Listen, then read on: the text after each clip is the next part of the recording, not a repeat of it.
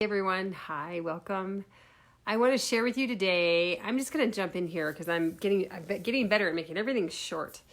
So I want to share with you today one of the most common mistakes we make with teens, and I am seeing this in my practice. I work a lot with parents of teens. I also work with younger kids, parents of younger kids, and I work with kids as well. So, and this is just so helpful in my life to have this.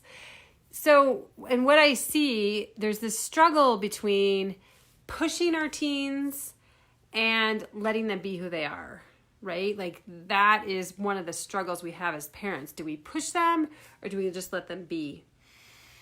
And every teen is different, so there's no rule of thumb that we should follow here.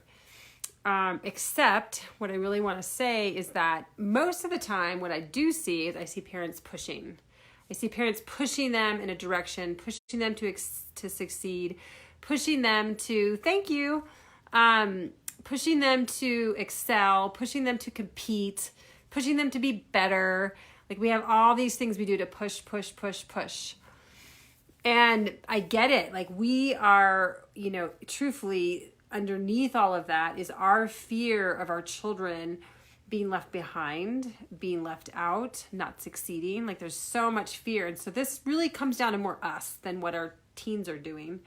It really comes down to how we're handling it or how we feel about it and our own history. So what I want to offer though is understanding what I think is a really good model for how to figure out how to be with your teen. So first of all, just like 2-year-olds, teens have a natural developmental process. Like they are, if they're nurtured in their environment, they will develop well, basically. Same thing with a 2-year-old. Or, imagine we would never take a 1-year-old who's not walking yet and just like stand them up and push them, right? Like we wouldn't do that.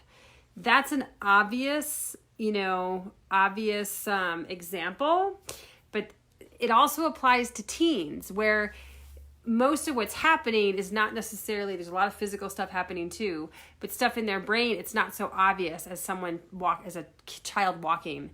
So I'd like you to think of that analogy though, of like, oh, I can't just like force my child to walk. I can't force my teen to walk.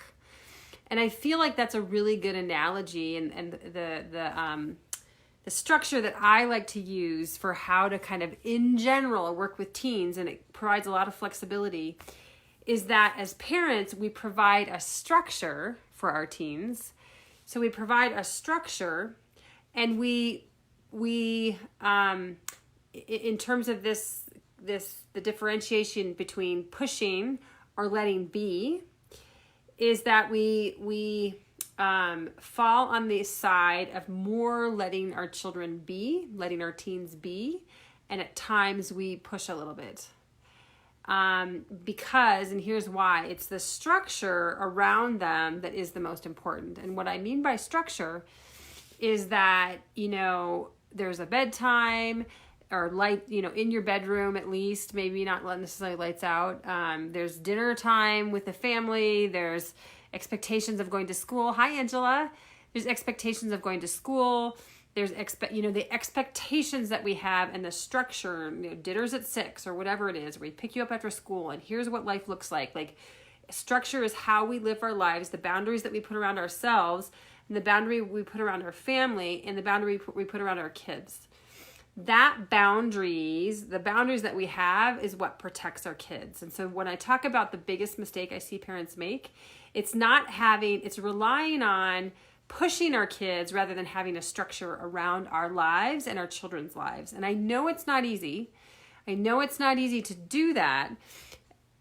And we need to step into a leadership role as parents, right? We just need to do that. And so this whole balancing act that I'm talking about in terms of having a structure and relying more on letting our children be rather than pushing them, because the structure around them, a focus on connection, and that's the letting them be part, and connection is allowing their natural developmental processes take place. We cannot force development. I'm going to say that again. We cannot force development. If what I hear over and over and over again, so hi Fred, from parents, is like, oh, if they were only more mature, or they just, all the failures that their teen did, for example, all the things they're not able to do. Whereas if we flip that and we really look at that realistically, it's like, are they developmentally ready? And what kind of structure do you have in your home? And are you pushing them into things that are more developmentally advanced than what they're ready for? That's one of the biggest mistakes I see parents make. I know this is kind of a complicated topic, and I'm just giving you a general structure. Thank you for the thumbs up.